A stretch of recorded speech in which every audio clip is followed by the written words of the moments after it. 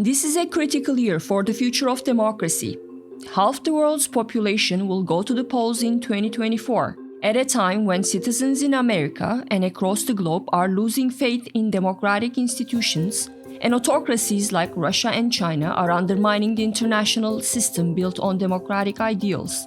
We often view the rollback of democracy and threats to the liberal international order as separate problems, but they are closely interlinked. The Middle East Institute's new podcast explores the interplay between democracy's domestic and international foes, as well as how to counter them. I'm Gonul, and this is Rethinking Democracy.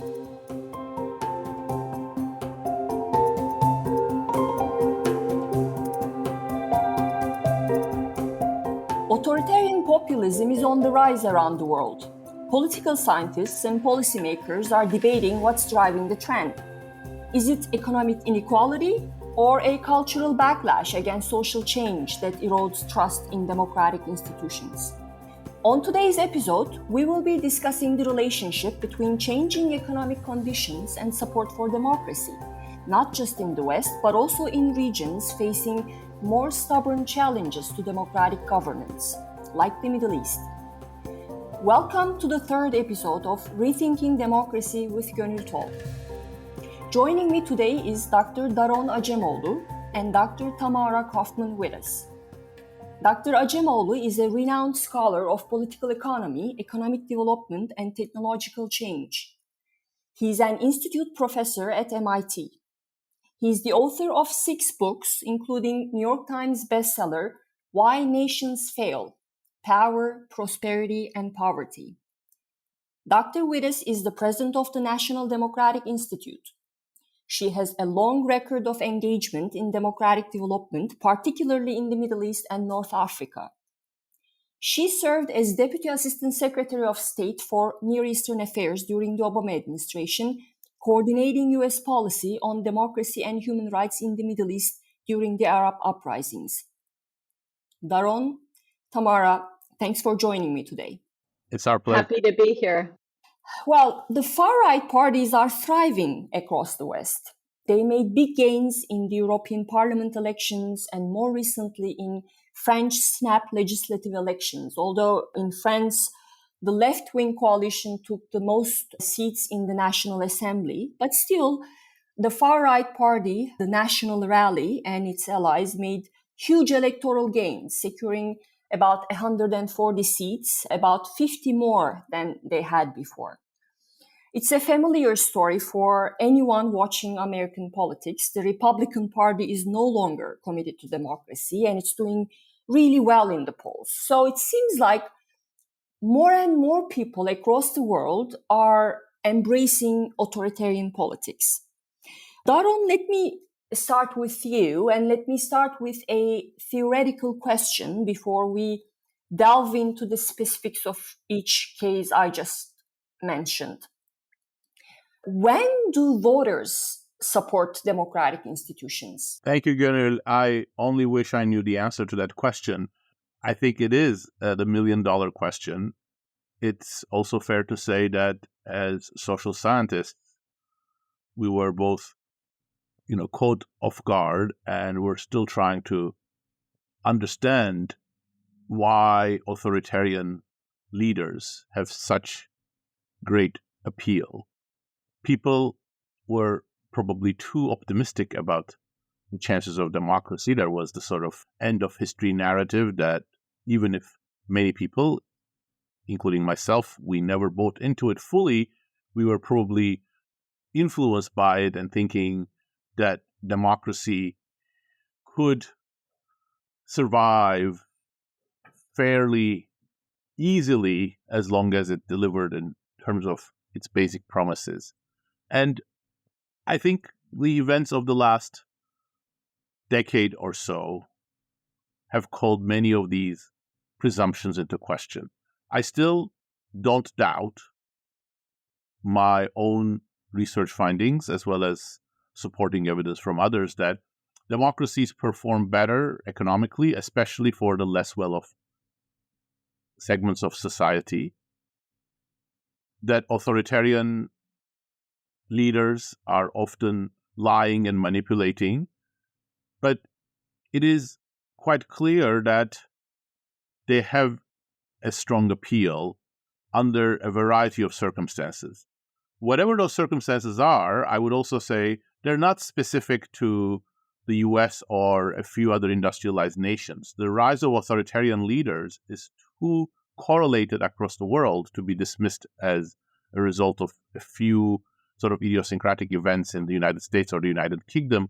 It is just really very pervasive. So I think when you take all of these things into account, I would say that three related phenomena seem to be the leading candidates, and it's probably a combination of all of those, which is, one is that democracy has underperformed relative to the aspirations that it created. In particular, it has underperformed in terms of both growth and fair distribution of resources.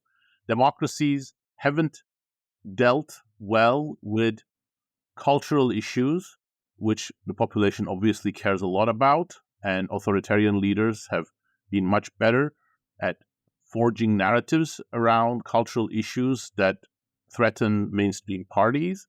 And then finally, I think globalization has shifted balances in a way that democratic governments haven't fully responded to.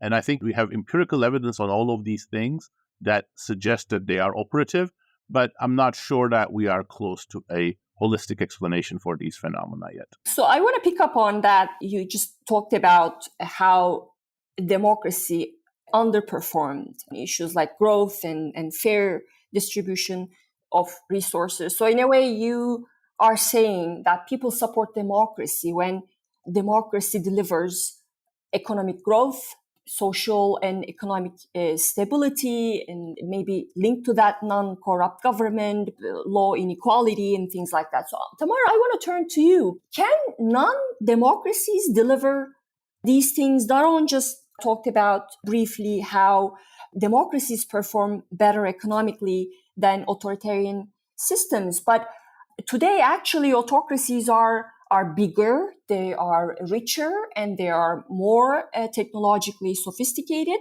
And China comes to mind, right? It's by far the biggest non-democracy in economic terms, with a dollar GDP roughly 2/3 of America's. So when it comes to investment and things like innovation, autocracies are now an especially serious rival to democracy. So one could argue that when it comes to economic growth, non-democracies can have great advantages. They can just impose the politically difficult but critically important policies needed to move a society forward economically. So can authoritarian regimes fast track economic growth? I think there has long been an argument that autocracies can deliver X desired goal better than democracies because autocracies don't have to deal with domestic politics, they don't have to negotiate, they don't have to go through elections, they can make quick decisions, they're agile,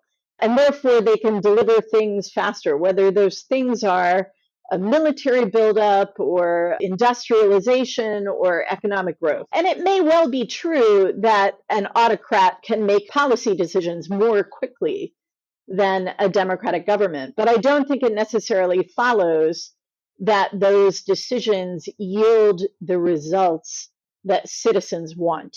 I think two things are important. Number one, citizens are not being asked to choose in most cases, would you like democracy or would you like an autocracy? Most aspiring autocrats don't go before the people who are going to vote for them and say, elect me, I'm going to be a dictator. They say, elect me, I'm going to fight for you. I represent your values. I am going to bring you better material benefits. I am going to make our nation stronger and safer in a dangerous world. And so when people have a choice between democracy and autocracy, they choose democracy. But when people have a choice between candidates, they are looking for the candidate who is going to give them the benefits they're seeking, whether those are material benefits, security benefits, or, as Daron said, cultural benefits. that's the first thing. The second thing is, I think scholars have dealt fairly thoroughly at this point with the question of whether autocracies are better at economic growth than democracies. I think particularly of Tom Carruthers' seminal piece back in the mid 2000s on the sequencing fallacy, which grew out of the idea that actually democracies are slow and have a tough time making economic policy, and democratic transitions fail in poorer countries. So you really need to focus on building a middle class and driving economic growth. And then, just like Taiwan and South Korea, that middle class will demand government accountability. And Tom does a really good job in that piece, and I think there's plenty of other scholarship on this, showing that, in fact, autocratic governments, for the most part, when they generate economic growth, they generate growth that does not benefit the broad mass of people, as Daron was saying. They generate growth that is unequal and increasingly unequal over time, because in order to sustain themselves in power, they have to pay off alternative power centers.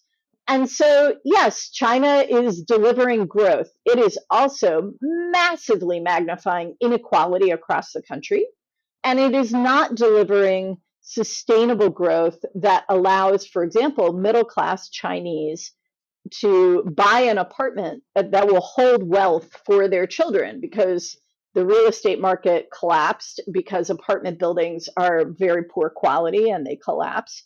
And so it's not working to create distributed growth. So those, I think, are the real vulnerabilities. So, Tamara, you are saying that autocracies might deliver fast economic growth, but that growth is not sustainable and distributed. Daron, in your work, you challenge the view that democratic institutions are irrelevant or they are a hindrance for economic growth. And instead, you argue that wealthy countries become wealthy primarily because of inclusive political and economic institutions. So please explain what you mean by inclusive institutions and how we get there. How do we build inclusive institutions? Yeah, I mean, I think what I'm saying is sort of consistent with Tamara, but I would go even one step further. And I think even the claim that autocracies can deliver fast growth needs to be looked at very critically. So my work in this area finds that when you look across all the countries in the post-war era, and the same is also true in the 19th century, by the way, but let's just focus on the post-war era, on average, democracies do much better in terms of aggregate economic growth as well. There are, of course, exceptions. Some non-democracies grow very rapidly, but that's generally due to either luck, some special circumstances, or the fact that countries such as China, after being held back under Maoist policies, had quite a lot of growth potential that would have been realized under a variety of different forms of government. So democracy, I think, is fairly good in terms of its economic performance. But when I'm talking of the broader long-run economic growth, James Robinson and I coined the term inclusive political institutions because we wanted to emphasize that democracy, or at least a narrow definition of democracy, people going to the voting booth and casting their ballots and some amount of free competition between parties, is not enough. You really need a greater level of political inclusivity whereby different groups are not silenced. There are constitutional and norm-based limits on abuses of power so that you don't get a majoritarian system where you're electing a king for 4 years and then that king does whatever he or she wants. So the inclusivity notion thus captures the precepts of good governance based on who has voice and who has say within the population. So that's what we were trying to get to. So that notion, in some sense, comes from our belief based on historical and statistical evidence that you need expert capable governments, but then you also need to provide those governments with the right incentives and the right constraints. And the best way of doing that is by empowering different groups in society.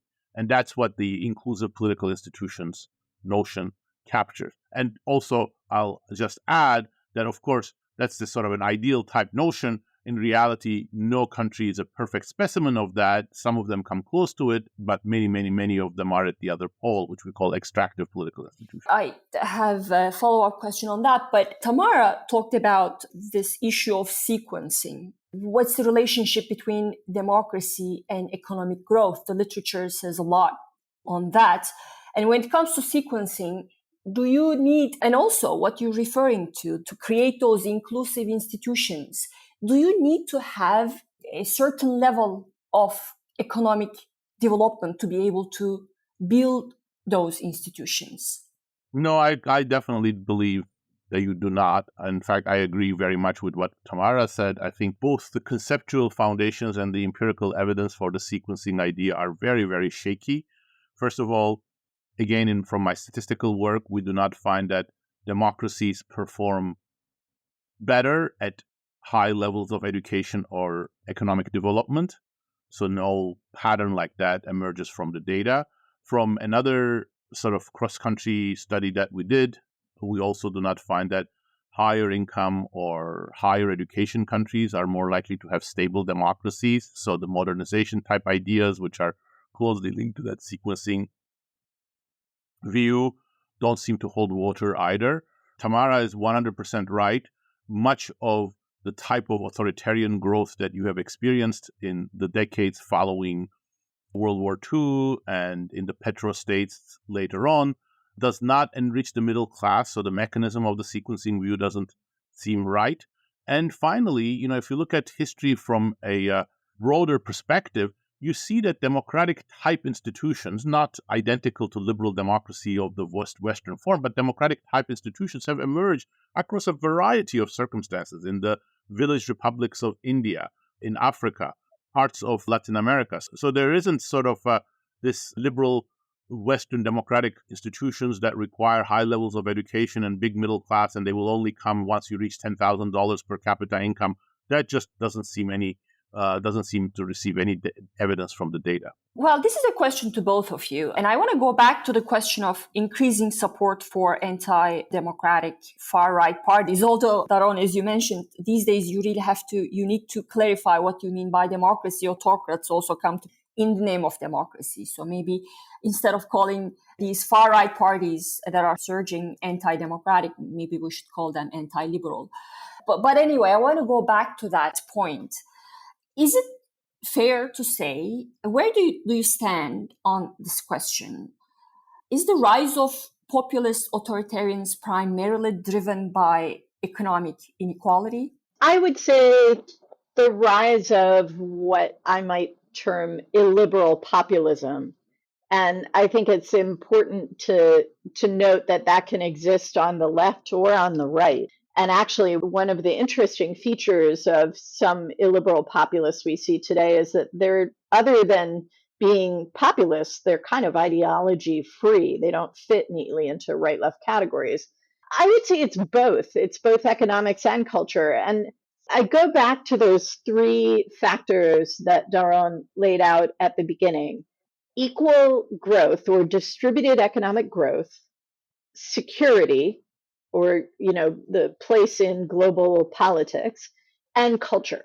And I think all three of these matter. I think that we are living in an era where the assumptions that we had in the 1990s, not just about the sort of inevitable triumph of democratic politics, but also about geoeconomics, about the idea that economic integration would be a rising tide that would lift all boats through free market forces, that's been eroded. And the flow of migration globally, which is at an all-time high, including an all-time high in refugees fleeing from conflict and violence, that has also generated political impacts, not just in the immediate conflict zones, but far away. For example, the flight of Syrians into Northern Europe and Afghans globally has shifted debates on migration, and it's shifted demographics, and it's therefore shifted political and social realities, even in Western democracies. And so I think some of what you see in this illiberal populism is political entrepreneurs who are taking disappointment about growth and inequality, concerns about corruption, concerns about changes in culture and society, and a sense of insecurity because of the state of the world, and playing on all of those things. These are tools, these are ingredients that illiberal populists use in their political pitch, and that is how they get elected. That doesn't mean that those are issues that can only be solved through illiberal populist policies, but it means that liberal democratic actors need to have compelling arguments and compelling policy ideas for how to solve them. And it means that in the places where we've seen populism take a hit, whether that is France just now or elsewhere, Guatemala, for example, we need to see those democratic governments do a decent job of delivering equitable growth with transparency, accountability, a sense of secure national and communal identity, and basic security. Tamara, you made a great point, basically saying that both of those factors, it's both economics and culture. And it makes a lot of sense to me because I've always been very skeptical about this idea that the rise of populist authoritarianism is primarily driven economic inequality, because then I ask myself, how do you explain then, if it's primarily economic inequality, how do you explain the rise of anti-democratic parties in places such as Sweden and Denmark, which are affluent societies with cradle-to-grave welfare systems where you have economically secure populations? And I tend to agree more with those political scientists who argue that, in fact, populist authoritarianism can best be explained as a cultural backlash in Western societies against this long-term, ongoing social change. As societies have grown more liberal, as Daron touched upon, more liberal on social issues such as immigration, LGBTQ rights, as they've become more egalitarian about gender roles and racial equality, more secular, so traditionalists feel threatened and left behind.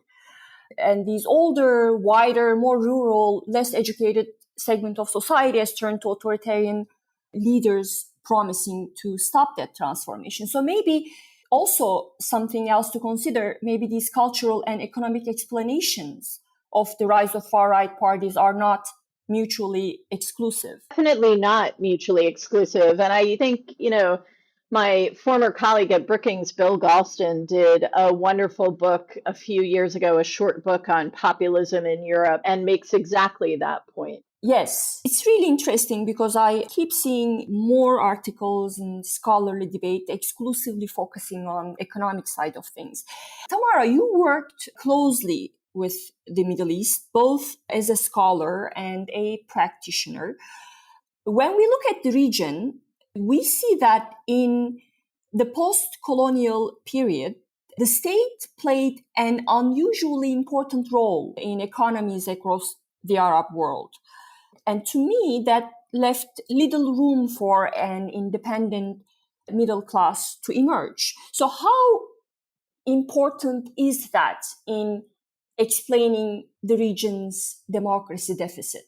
What an interesting question. So I think that it's absolutely true that the state played an unusually important role in Arab economies in the post-colonial period, but the state also played an unusually important role in culture and society in the states in the post-colonial period. There was a sort of Nasserist model, the corporatist model, didn't leave a lot of room for independent civil society, much less for free markets or free trade. And I think that in some of these countries, there was already a strong middle class, private sector prior to the end of colonialism, and it never really went away. It was subsumed, if you will, by a very, very powerful and increasingly bureaucratic state apparatus. And so I think what you saw in the years before the Arab uprisings is a sort of three-pronged strategy that kept these autocratic Arab regimes in power. One is that despite not allowing for a kind of broad-based private sector growth, a number of these states were able to live on rents that were either natural resources or foreign assistance rents, or in the case of Egypt, both foreign assistance and the Suez Canal, right? So you had rents kind of replacing the need for a government to generate domestic growth. It could get the revenue it needed to provide for public goods in other ways. The second component that I think lasted quite a long time in the Arab world was the role of ideology, Arab nationalism, Baathism, Nasserism, the struggle amongst ideologies in the Arab world. All of that was sustained really, I think, up until the 1991 Gulf crisis. And then it's kind of started to come apart, or at least be laid bare in certain ways. And you saw that emerging in Arab intellectual discourse years before the uprisings. And then finally, there's, the backstop of every autocratic regime, which is the repressive apparatus of the state. The uprisings in the Arab world really came at this moment, this opening that has now closed in many ways, I think, where the proliferation of 24-hour global satellite news coverage, the Web 2.0, and the rise of social media as a new force, all of this enabled a global spotlight on the protests once they began.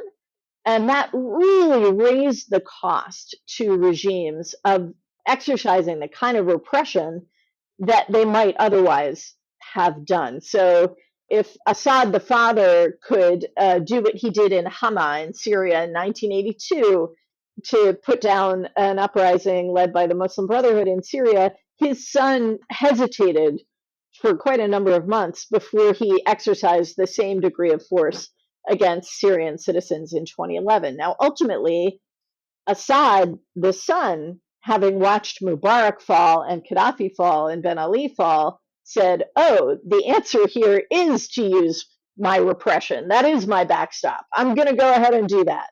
And the result was that a peaceful protest movement ultimately was transformed into an insurgent movement, and Syria fell into a civil war from which it still suffers today. But it's all three of those. It's the economic rent, the ideology, and the repressive apparatus that started to fail in the early 2000s and enabled the uprisings to emerge. You raised very important points, Tamara, and I want to, before I turn to Daron, I have a question about Turkey. But first, I want to talk about the Arab uprisings more. You served as Deputy Assistant Secretary of State for the Obama administration during this critical time, the Arab uprisings. And in the early days of the protests, debates about the relative importance of economic versus political factors permeated discussions about the motivations for the mass protests. And my question to you is, where did you stand on that debate? How important, you talked about these three things and the timing of the uprisings, but I want to go back the issue of economic factors driving the protests, because in my own view, I think on the face of it, economic factors hold little explanatory value, because in the preceding decade, economic growth was not low in these countries, the so-called revolution countries, right? It was at about 4 to 5% of GDP per year. And then you had the youth unemployment. It was high in the Arab world, but this was nothing new. So in my mind, this couldn't also explain the timing of the protest. And the macroeconomic situation was also relatively stable. On the eve of the uprisings, international reserves were at comfortable levels, inequality was lower than in other regions. So I'm still to this day, I can't wrap my head around this idea that economic factors, I mean, what role did they play in the timing of the protests? I think that there are probably, in some specific cases, you could point to economic variables that generated shocks, that these systems having become more brittle and less effective, the shocks helped to catalyze what was already underway. But I think the broad trends were less about economics and more about the failures of these corporatist states to provide not just what citizens wanted, but to provide some of the basics. So you can look at the drought in Russia that led to a spike in global grain prices and the impact that had on balance of payments in Egypt. And you could say, well, that was a shock to the system. Or the drought in eastern Syria that drove people into the cities looking for work. That was a shock to the system. And the system just wasn't very good at absorbing those. But I also think that there's something in the Arab uprisings that was evident from the very beginning that was just fundamentally about dignity, about human dignity. The younger generation then, first of all, it really was a demographic bubble. And they really were suffering from unemployment and lack of prospects that led to delays in marriage and other things that created real frustration. But I also think that there was a paternalism about the corporatist Arab state in the post-colonial period that a previous generation had been willing to accept that paternalism, and the younger generation simply wasn't. They wanted dignity. They wanted the state to treat them like partners, like citizens. And I think that's why incidents like the murder of Khaled Said, this young guy in Alexandria, Egypt, who was dragged out of an internet cafe by two state security guys and beaten to death on the sidewalk, why those events had such resonance. That wasn't about economics. That was just about human dignity. Daron, what's your take on that? Do you agree with Tamara? Well, I think I agree very much with Tamara's analysis of the Middle East, and I agree very much with her analysis of democracy, that it's, just like you said also, Gonul, that it's both cultural and economic factors. But I would go one step further, perhaps ending the agreement there. So I think what's relevant here is, in some sense, democracies have lost their legitimacy, partly because they did not perform as well as they promised, and partly because they showed that they had a bias for already powerful groups, either tolerating their corruption or facilitating their malfeasance, such as the financial sector in the United States, for instance, during the financial crisis of 2008, 2009, and thereafter. But also, I think on cultural issues, democracies have been completely incoherent. And this is, I think, an issue that we haven't really come to grips with. So democracy is based on the idea that people have at least some wisdom, that you have to take their views into account. They may be filtered, they are not directly ruling, it could be an indirect democracy, there could be some constraints due to sort of human rights and other things that are going to restrict what people's wishes translate into. But on some important issues, I think democratic rulers have been less interested or less willing to engage with people's concerns. And I think immigration is one of them. So it is clear, and it's been clear for a while, that much of the population, especially in the West, does not feel completely comfortable with large-scale immigration. But democratic governments haven't really had a very good conversation on this. I wish, for instance, given my own sort of preferences and values, that, the populations in France, Britain, the United States, Germany were more permissive to refugees, especially those fleeing war zones and threats to their lives or livelihoods. But given that they are not, how are democratic countries going to take a position on this? And I think the fact that they haven't clearly articulated a coherent position on this has created an opening for both far-right parties and more demagoguery coming from elected leaders. It's this combination together with democracy's failure on other things that has become symbiotic.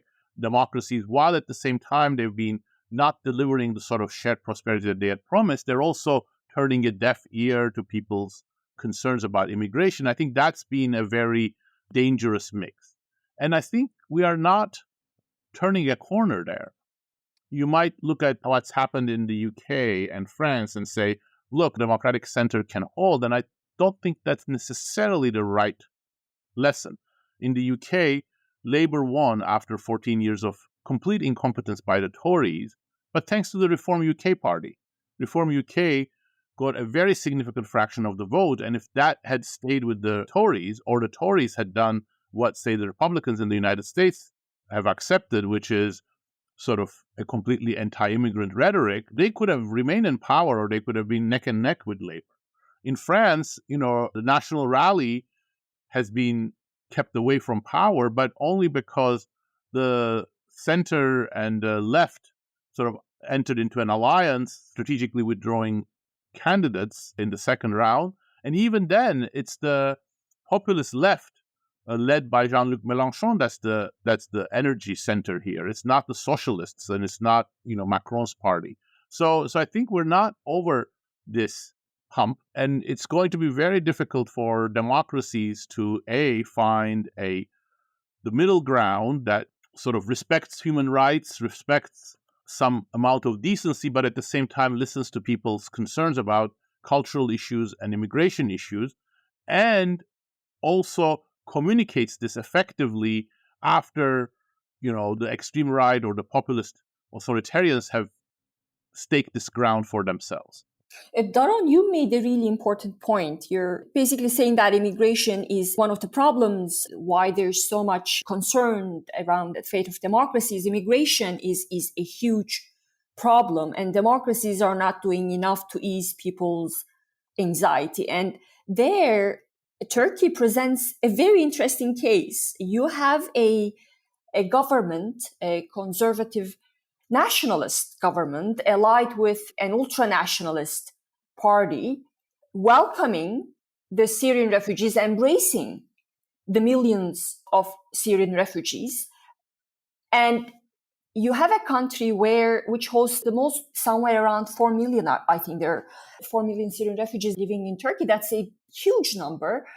And yet you don't see the rise of a far-right party like the one you see in Europe. You have Victory Party in Turkey, but I would expect Victory Party to secure a bigger victory in the elections, and that hasn't been the case. So to me, it's a very interesting thing to think about. I would say it's a more complicated situation in Turkey. And in fact, I would say Turkey, in my reading anyway, sort of fits a little bit of what I described, because if you look at the Turkish case,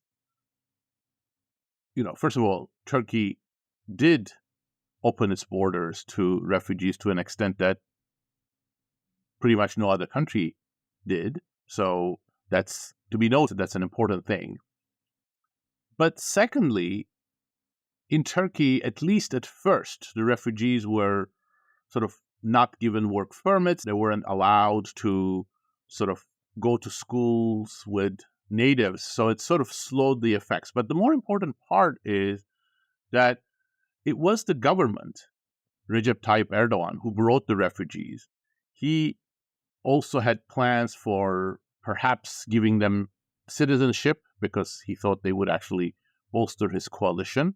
So his party and his loyalists did not raise this issue. The governing party and his coalition didn't raise this issue. And the center left was silent on the issue of the refugees.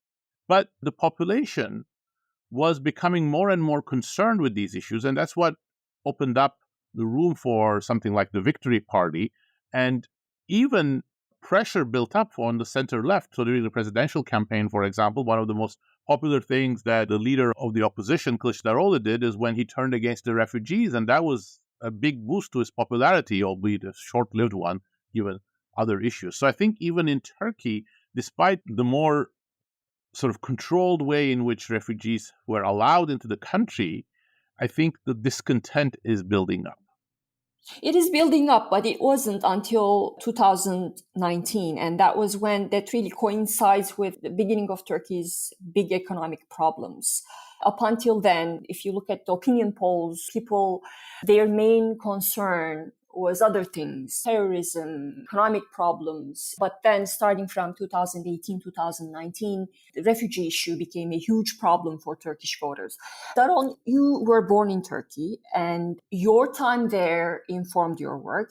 So I want to ask you a question about that. In your work, you argue that countries democratize not at random moments, but when they're having economic problems. So by that logic, one would expect Turkish strongman Recep Tayyip Erdogan to lose last year's presidential elections, which were held at a time of serious economic problems. But he didn't. How do you explain that? Look, you summarized my work extremely aptly. Indeed, there is a tendency for authoritarian regime and dictatorships to collapse when they are having economic problems. That doesn't, of course, mean that that's the only time they collapse, nor does it mean that every economic crisis is going to lead to the end of a dictatorial regime. But that being said, that was the reason why I, with many other commentators, were expecting Erdogan to lose the presidential election. The economy was in trouble. It was very clearly the policies that Erdogan himself advocated that were at least partly responsible for the economy's ills, including the very high levels of inflation due to his own sort of interventionist policies to keep interest rates low. Turkey had a very, very bad earthquake, and the death toll was tremendously high, and that was easy for everybody to see.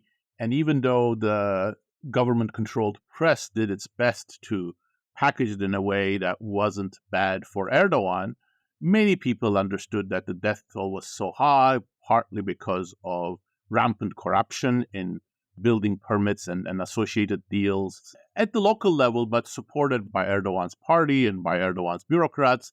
So you had the perfect storm for the ruling party. So I think it was a real surprise that Erdogan survived. And he defies social science in some sense. But I think at the end, the opposition didn't find the right message. I think the issue with Kurds complicated the opposition coalition's unity, because the opposition coalition was bringing together the center left with a nationalist party, the Good Party. So that was a very fragile coalition. And the fact that, the government-sponsored press and AKP politicians continuously emphasized that Kurds were part of the coalition as well. In fact, they were going to be the main beneficiaries of the coalition, even though they weren't formally part of the coalition, I think created a lot of unease among nationalist voters to cast their ballot for the coalition's center-left presidential candidate. So I think there were a couple of potential explanations, but it was a real shocker. But then he lost, right? He lost the recent municipal elections, and one might say, oh, it's just municipal elections, but actually Erdogan had turned the vote into a referendum on his rule. He campaigned heavily himself. So his party lost the municipal elections. I read it as it wasn't just a loss for the ruling AKP, but it actually showed his waning popularity. And the way I read it was that, in fact, Turkish voters vote with their wallets. Yeah, there are three interpretations, and I think it's too soon to say which one is valid. One is that the voters were really had already turned against Erdogan, but the opposition candidate was so uninspiring or there were other problems. That's why the presidential election didn't work out for the opposition, but the local elections were a second referendum, and there they spoke their two preferences. That's one interpretation. I'm not sure whether it's incorrect. We just don't have enough data to validate it. Second is that for the presidential election, Erdogan was able to pursue effective populist economic policies, including the minimum wage a lot, giving raises to retirees and civil servants, and he couldn't do that for the local elections because the situation was so bad that under his new sort of finance minister, Mehmet Şimşek, he started a normalization, a semi-normalization, and the same sort of largesse was not feasible anymore. And people, vote with their short-term economic outcomes in mind, and that's why they did not have the same economic hardship just before the presidential election, and they were feeling that hardship before the local elections, and that's why they did it. And then the third one is people are unhappy with Erdogan to some degree, but they want to express that in elections that don't count so much and are not directly about Erdogan, but about his, second layer commanders in the municipalities. But when it comes for the presidential or the executive power, they still are not swaying from Erdogan.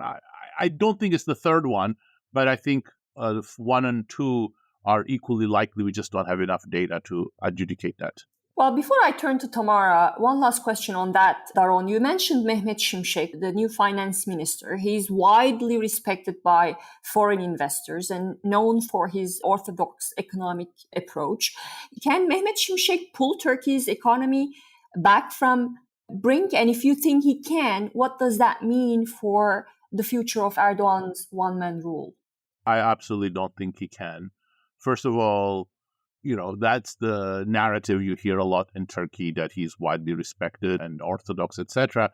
But actually, when you look at the period in which the Turkish economic policy slipped into unsustainable populism, Mehmet Şimşek was the finance minister from, I forget now, 2010 to 2018. I forget the exact dates now. That was also the period in which the Turkish economy performed really badly, had amazing potential, and none of that sort of got realized.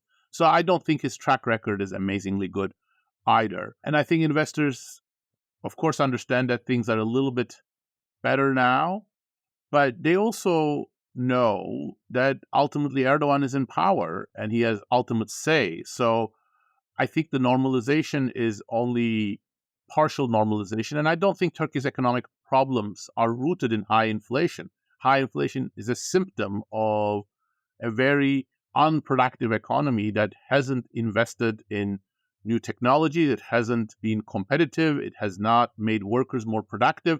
There are a myriad problems that really require, structural reforms, a much more open form of competition, more certainty, and less sort of discretionary policies that are potentially threatening for businesses and especially foreign businesses. So all of those are the hallmark of Erdogan's presidency. He has become less combative on some of these issues lately, but there is no guarantee that he will stay that way. Yeah, so you're saying in a sense Turkey's economic problems are here to stay as long as Erdogan runs. I would say even more. I think, it wasn't clear to me that if the opposition came, they had a clear policy to turn around the economy either. Turkey is underperforming relative to its young population position in the supply chain and geographic position. It still has very, very low productivity, and it has to increase that productivity in order to provide a much better living standard to its workers. And I think Erdogan's policies are largely responsible, but you really need a comprehensive change in economic policy and associated policies for this to turn. And it wasn't clear to me that the coalition divided within itself was going to be able to do that either. So I think it is here to stay, and it may be here to stay even with an alternative government, unless that government is strong enough and has sufficient public backing to undertake reforms to deal with that productivity problem. So more depressing days ahead for Turkey. Tamara, I want to turn to you. You have written a lot on this. External support for authoritarian rule is a distinctive feature of the region, and so it's a key component of any explanation for the persistence of authoritarianism. In the Middle East, you talk about the rentier economy, Western aid. Usually Western aid and military support to these regimes in the region have strengthened regional autocrats and facilitated their repression of opposition groups. But the Obama administration actually wanted to shift the focus away from regime behavior, right? To expand other aspects of the relationship. For instance, through something called the Middle East Partnership Initiative. And you oversaw that initiative when you served in the administration. And there were others, such as Global Entrepreneurship Program and Presidential Summit on Entrepreneurship in the Muslim world. So through these efforts, the Obama administration embraced the view that you need a strong middle class to have democracy. But here we are, and it seems like the US can never get it right when it comes to the Middle East. So I want to ask you this. What is the single most important thing that the United States should do to help the region's pro-democracy actors? Great question, Gonul. And I wish I had a simple silver bullet answer, but let me perhaps start by my answer by picking up on something that Daron said, because I think that his analysis of Erdogan's presidency and economic management of Turkey is actually a really, really good manifestation of why lack of transparency, lack of accountability ultimately dooms the efforts of unaccountable leaders to generate broad-based sustainable economic growth. Like in his early tenure, he made a lot of investments that had impact, like the transportation system and the education system. The longer he was in power, the more he was interested in preserving some of the special arrangements or lack of competition that certain elites valued, and economic management is suffering as a result. Now, if the policy shifted tomorrow, you would still have quite a lag before the economy responded to new policy signals. So no matter what the next government looks like, it's going to get blamed for, quote, not fixing the economy, unquote, in the short term, because there's always going to be a lag. And I think it's important for us to think about that, because oftentimes when you do have a democratic transition from authoritarianism, like in Egypt, you had 4 or 5% growth before the uprisings. Barak fell, and look, the economy didn't get better, it got worse. But that doesn't account for the failed, incomplete efforts at reform, the failure to follow IMF recommendations, the failure to allow a free private sector to operate in all the years before Mubarak fell. So I think we just have to put those economic outcomes in context. So that's the first thing. Second thing is, why did the Obama administration take this approach? Because the Obama administration understood that sustainable relationships between the United States and its most important counterparts in the region would not be done between individuals. They couldn't be driven by personalities. They couldn't rely on autocrats. Everybody's human. Nobody lives forever. And so if you want sustainable relationships with the United States, you have to build it people to people. That was the first realization, and that came well before the Arab uprisings. The second realization that also came before the Arab uprisings was about the importance of civil society. So, again, going to Daron's point, if you want to change economic policy, it's not enough to just do it from the top. Where do solutions to these deeply entrenched problems come from?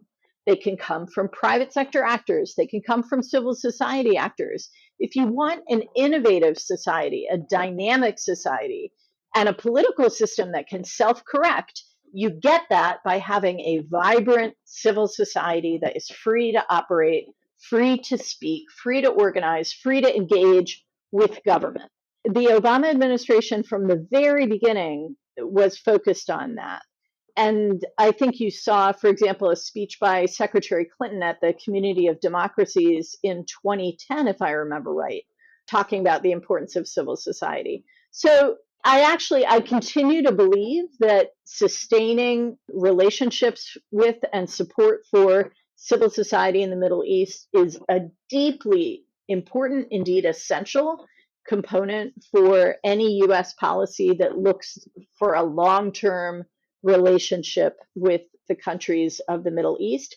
And I also think that it's civil society that unleashes the self-corrective nature of democratic politics. You know, democratic politics don't always get fixed by parliaments or elected executives, but it can get fixed by civil society. A great point, and I completely agree with you, Tamara. It's important for the US to continue to work with civil society in the Middle East in general, but in Turkey in particular. Before we wrap up, Daron, I want to ask you a question about American democracy.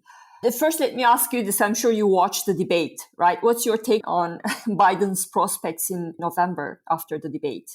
Let me say, since we're wrapping up, I also completely agree with Tamara's last point. In fact, I think the whole Middle East, including Turkey, are examples of modernization without civil society. And that's sort of also the theme that comes from the conceptual framework I try to develop in the book, The Narrow Corridor, with Jim Robinson, that, you know, state-society balance can be broken either because the state is too strong or civil society is too weak. And I think in the Middle East, it's the latter. Civil society is too weak, state is too strong, rather than state weakness, although you have instances of state weakness as well, such as in Yemen or Lebanon.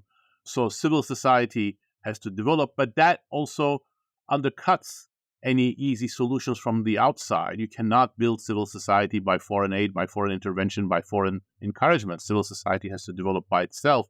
And it's becoming more and more difficult when state is very powerful, is rich because of rents, oil revenues, and other things. And it also has more and more capable technologies for monitoring and surveillance. So there is no easy solution to that. And in terms of the US, I think this is a really critical election. The first Trump term was a true threat to democracy, but US democracy survived. Not because its institutions are strong per se, but it just happened that there was enough popular mobilization, a few things held, and Trump himself was incoherent and badly organized. But the second term is going to be much more dangerous if it ever comes. So it's essential that there is a broad anti-Trump coalition that understands any alternative to Trump right now is worth supporting because you are voting for the survival of democracy here. That's the important thing. And I wish, the Democrats had a more inspiring, younger, more energetic leader. But the question is, whatever you do at this point, you're not going to have a single candidate that gets everybody's support within the Democratic Party. So I think it's a can of worms to try to replace Biden right now. And that the media is having a field day by sort of fueling rumors about this or that. But I think ultimately it's counterproductive because the most important story here is the really true threat that Trump poses to democracy. And I think we should just focus on that. I agree with you, Daron. But on the other hand, as a scholar studying Turkey last year, I was one of those who thought that the political context was ripe for an opposition victory. When the opposition fielded Kemal Kılıçdaroğlu, I did not say anything publicly, but I was very nervous. And you know what happened. So I think candidate matters. And I think those parallels are worrying me as well. And I may be making the same mistake because I had exactly the same view about Kılıçdaroğlu versus Erdogan. But there is one big difference, of course, which is that Biden has the incumbency advantage, which Kılıçdaroğlu did not. And so it was much easier to sort of destroy Kılıçdaroğlu and his coalition because all of the resources were in the hands of the government. So the same is not true in the U.S. Good point. Yeah, very good point. One last thing on that, and then we have to wrap up. I am very critical of Biden's foreign policy, particularly the policy he pursued following October 7th attack. But I think he did a pretty decent job at home.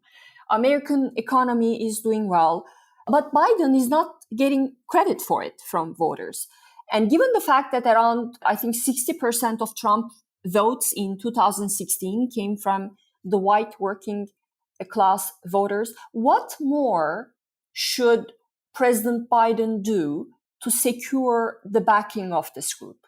I think it's really, again, going back to these cultural issues. If you look at Biden's policies, they are a break with what Clinton and Obama did, and they're much more pro-working class, both in terms of what he's doing on trade, in terms of subsidies to manufacturing, his more overt support to unions, but not engaging with the cultural issues as much. And media is also portraying him to be much more pro-immigrant, open borders, etc., than he truly is. So that's, I think, one of the factors that's keeping the white working class away from the Democrats right now, and plus inflation. But I actually still hope that he will get the credit for really a very successful agenda. Three landmark legislations that, are more major than pretty much anything that the previous three presidents passed. The CHIPS Act, the IRA, and also what he did in terms of combating the pandemic. That was very, very important. The job numbers, inflation numbers, but I completely agree. I think his foreign policy has been incoherent. On the other hand, the conventional wisdom is that American voters don't care so much about foreign policy. That's true. Yes.